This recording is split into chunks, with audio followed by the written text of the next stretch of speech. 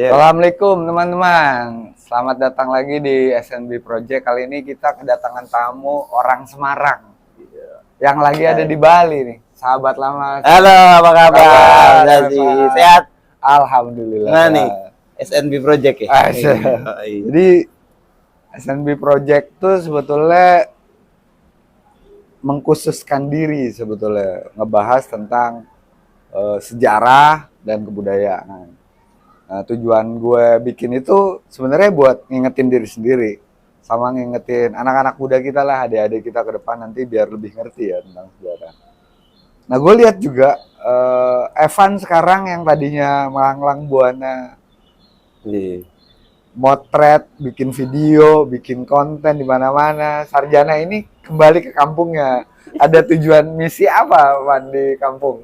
Oke, sebenarnya nggak ada tujuan utama saya pulang kampung. Keterpaksaan dengan keadaan harus pulang kampung gitu ya. Tapi ya basically saya emang belajar di dunia broadcasting, foto, video, ikut obsesi juga. Mana-mana ke Bali, ke Bandung, ke Medan, Surabaya. Kita ikut event-event motor, basicnya moto gitu. Tapi ternyata saya sekarang balik arah, saya ngajar. Ngajar. Jadi Pak Guru gitu kan, dengan keterpaksaan itu. Tapi ternyata ya, saya kira tuh guru itu mudah gitu. Awalnya gitu. Awalnya tuh ngajar, ketemu anak-anak. Kalau ngomong kita punya basic lah, pengalaman di kampus, terus kita selama ini jalan kan, kalau ngomong ya bisa lah ya, gampang lah. Ternyata yang susah tuh apa? Yang satu administrasi sama mengendalikan anak. Karena satu sekolah itu ada, kalau di sekolah saya itu karena swasta 400 sampai 500 siswa. Itu 500 cara berpikir itu 500 apa? Iya enggak? 500 pikiran gitu. Jadi setiap anak itu berbeda. Guru 30 pikiran, anak 500 pikiran. Jadi kita harus mengondisikan dalam satu ruangan itu maksimal 33 anak. Emang sebelumnya nggak dikasih bahasan tentang misalnya how to psikologi tentang anak gitu? Nah itu dia, saya basicnya bukan SPD, bukan sarjana guru, makanya saya nggak tahu gitu kan. Tapi kalau yang mereka sarjana SPD paham ya? Paham, karena emang belajar dari awal mereka belajar untuk menjadi seorang guru. Kalau kita kan belajar orang lapangan jadi guru gitu ya. Profesional masuk jadi guru ya. Iya, itu ternyata saya kira ya, tapi bisa mengerti, tapi ternyata ya agak sulit, saya harus belajar. Yang problemnya cuma administrasi sama karakter anak ya. Kita harus belajar memahami karakter anak. Jadi ketika saya masuk kelas 7A, 7B, 7C, 7D itu saya udah mikirin beda.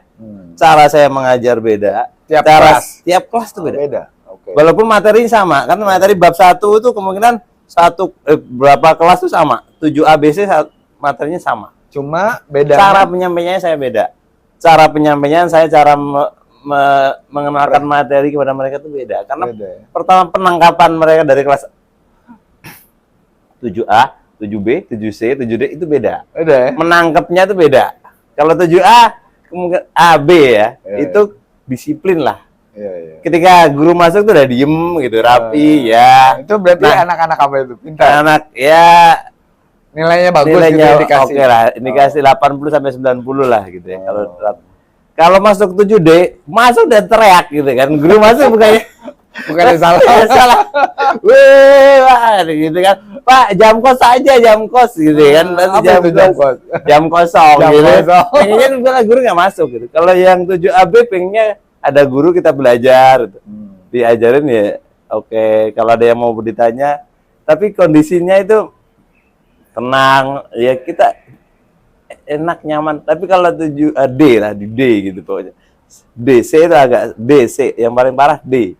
Itu pasti berisik gitu. Kita kalau nggak teriak-teriak banget gitu, nggak akan diam mereka ya. Nggak denger, mereka yang di belakang nggak denger. Tapi kan ya di 8D 33 anak kan juga nggak semua gitu. Tapi pasti di samping karakter seperti itu di D ini ya, khususnya D, pasti ada kelebihannya. Ya. Udah ketemu belum kira-kira kelebihan mereka apa? Saya kan baru ngajar 1 tahun pelajaran ini ya, ketemu Juli ya, ini baru Agustus. Itu kalau saya potensi itu ada di seni. Oh, di Seni. bidang kesenian Bidang mereka seni. ya. Ternyata dengan karakter yang demikian rame, have fun, Iya. seneng banget, pengen Kebetulan, jamnya iya. kosongnya banyak gitu. Kebetulan saya mengajar seni budaya gitu Ah, kan. pas berarti sebetulnya memang Iya. yang dirame itu. Ternyata potensinya tuh keren-keren. Ketika Oke. pas kemarin ujian, kan nggak ada ujian nasional, Iya. tapi ada ujian sekolah sama ujian praktek. Saya dapat ujian praktek karena seni budaya. Itu saya berikan tugas mereka tuh antusiasnya Luar biasa ya. luar biasa. Sampai baju tuh mereka sewa. Dia Sendiri? mau nari, Hah? make up Pak, saya mau sewa ini, ya, oke silahkan. Oh, keren. Tapi saya kasih mereka apa ya? Jadi saya nggak kasih mereka harus gini enggak. Enggak. Saya kasih kalian mau nari, apa mau nyanyi, apa mau main musik. Oke. Ada yang milihnya Kasih tawaran ya. kasih tawaran. Jadi saya nggak, kamu harus nyanyi, karena kan semua nggak pinter nyanyi, Pak. Suaranya masih jelek. belum. Nggak tahu, belum. Belum Tapi terasa. kebanyakan tuh mereka suka nari karena nari mungkin dia cuma tinggal lihat gerakan, belajar dari YouTube atau dari manalah referensinya. Ya.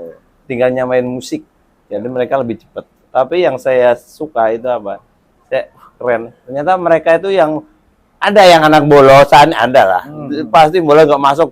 Ibunya apa orang tuanya WA ke saya, Pak, namanya ini mas, udah nyampe sekolah? Ya ada, tapi dari rumah tuh kan dia Berangkat. cuma minta mau ongkos, dapat ongkos, itu kan uang bensin, jalan, nyampe sekolahan. Kita juga nggak tahu di mana gitu. Tapi ketika ada ujian itu praktek seni, datang dan sebulan sebelum itu udah antusias, Pak, kalau ini boleh nggak? Kalau ini boleh, oh, boleh silakan. Oh, Saya mau pakai baju yang ini boleh, oh boleh. Mau make up, oh boleh silakan. Interestnya lebih tinggi. Tinggi ternyata, tapi bener ketika pas praktek dia berani tampil sendirian gitu. Narinya juga bagus gitu. Bagus ya. Walaupun sekelas SMP ya, kelas Ya. anak SMP. Dan itu pentasnya di halaman sekolah. dihadiri sama Warga sekolah semua saya emang sengaja semua Oke. saya suruh nonton. Iya, iya. Warga sekolah ya. Jadi itu free, saya suruh nonton praktek. Biasanya praktek di ruangan. Itu saya open di biar halaman. mentalnya jadi ya. Ya, di halaman yang tempat upacara semua nonton ya. Banyak yang kelas-kelas yang baru 7 juga nari. Oke, banyak. Tapi maksudnya mereka tuh nggak belajar gitu. Maksudnya nggak belajar khusus nari. Ternyata dia punya potensi menari yang bagus. Oke. Ini perlu digarisbawahi. Di situ nggak ada bidang yang pengajaran tentang tari sekolah ini. Di seni budaya ada saya gurunya sebenarnya. Ada bab seni tari ya. Oh, harusnya iya. ada guru profesional yang ngajar Yes. di situ di bidang tari. Tapi kalau untuk sekolah kan cuma sebenarnya pengenalan. Oh. Nggak harus bisa menari. Kalau mau menari ya harus kursus langsung. Ya. Kalau sekolah itu kalau saya lihat basic mereka cuma diajarin basic. Tapi saya juga sebenarnya harus punya basic. Tapi saya nggak punya basic nari. Tapi saya nggak maluan gitu. Ya. Saya ngajarin mereka, saya ikut nari gitu. Lalu saya jelek tarian Nggak tapi ada masalah. ada Tapi masalah. untuk memberikan pengenalan culture itu tadi Iya, ya. karena kebudayaan kan itu. kalau di materi bab 3 kalau nggak salah itu seni tari itu ya diajarin tangan melengkung, maksudnya apa gitu-gitu sih. Ya, nah, Apa ada jongkok. gitu. ini jadi sebuah pertanyaan khusus sebenarnya. Kurikulum, ini pertanyaan besar ya. Kurikulum di pendidikan di Indonesia tuh kan terkesan sangat banyak ya. Artinya kalau kita lihat kemampuan anaknya mengarah ke bidang berkesenian, dari awal sebetulnya bisa diarahin ke, ya misalnya dia tertarik jadi penari, ya udah diarahin sebetulnya untuk bidang khusus Iya. banyak porsinya Porsinya. untuk bidang kesenian tersebut, tari misalnya.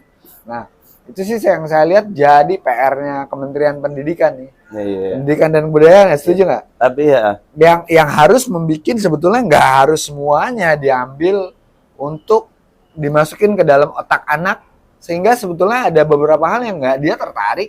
Dan Iya. emang pas kenyataannya kita waktu Evan kuliah lah, berapa banyak ilmu yang dipakai yang dari yang lain ya, gitu kan. betul. Artinya Tapi, sebetulnya perlu diarahin di situ ya. Tapi ini mulai ini baru perkenalan, maksudnya sosialisasinya lagi baru kan. Kementerian Pendidikan lagi ada kurikulum baru, kurikulum Indonesia Merdeka, KIM. Itu juga. Itu kurikulum emang Indonesia. arahnya ke situ. Kalau saya baca ini beberapa sekolah udah mulai Menerapkan itu. penerapan itu, uji coba sih. Ini lagi uji coba. Saya juga kemarin ikut pelatihan, maksudnya bukan pelatihan tapi sosialisasi dari pengarah Program itu, kurikulum. program itu dari kabupaten. Saya kan di Kendal, jadi Kabupaten Kendal. Oh, bagus itu. Sekolahan saya itu kita implementasi KIM. Itu emang arahnya ke situ. Jadi kita anak tuh nggak harus semua bisa. Ya, Cuma muatan lokal yang anak tertarik itu yang akan dipadatkan materinya. Oke. Oke, nanti kita lanjutkan kembali podcast kita bersama Bang Evan, senior yang jadi guru.